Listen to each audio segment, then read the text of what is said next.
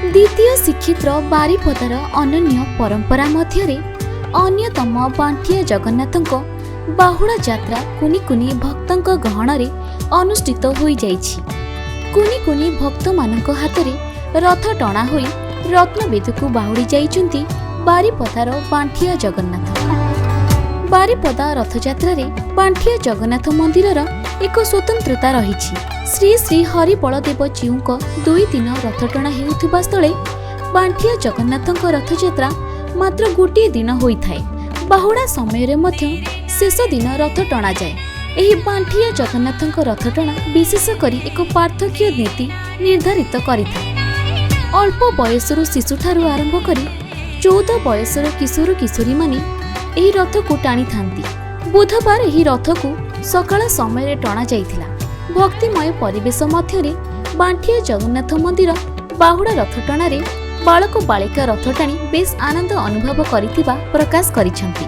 शेषरे श्रद्धा लडू नेबा पई पिलांक मध्यरे कौतूहल देखिबाकू मिलिथिला। सर्वप्रथम जय जगन्नाथ। मो ना लताशा खुराना। बहुत खुशी लगुची जे आम बांटिया जगन्नाथ मंदिर रथ छुआ मानक पई हेची आ आमे टाणी पारुछु। एना भी रथ चलुची आमे टाणुछु एंड बहुत एन्जॉय लागे, बहुत मजा लागे। सो छुआ मानक पई तो सब बहुत खुशी लागे काहे ना बड़ बाजार रथ बहुत भीड़ थाए आमे टाणी पारुनु। मो ना अर्चिता दास। जय जगन्नाथ। बड़ रथ तो आमे टाणी पारिबुनी, सित पे छोट छुआंक रथ एई बांटिया जगन्नाथ मंदिर आमे टाणीता आछू आ बहुत खुशी लागुची कि आमे रथ टाणुछु, बहुत मजा आसो। जय जगन्नाथ।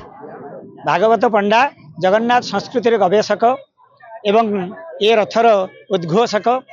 वर्तमान प्रभु सान जगन्नाथ महाप्रभुंकर बाहुड़ा रथयात्रा आनंद उल्लासर सहित वर्तमान चली एवं रथ चलवा समय रे इठी जो परंपरा अच्छी छोट पिला माने रथ को टाणिबा पई 14 वर्षरु कम पिला माने ये रथ को साधारणतः टाणी थांती।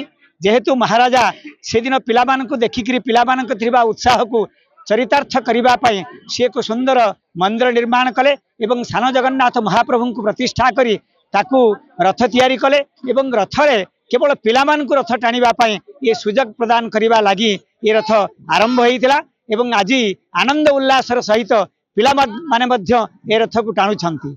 वास्तविक कहा जाए रथे तु वामनम दृष्ट्वा पुनर्जन्म न विद्यते। रथारूढ़ अवस्था जगन्नाथ को दर्शन कले जीवर पुनर्जन्म हुए ना। पिला मानक भितर से चेतना से चिंता निश्चित भाव में दृढ़ीभूत होती जो से मैंने दौड़ी आसचंती ए रथदांड को एवं दौड़ी धारण करी निजर जीवन को कृतार्थ करिवे।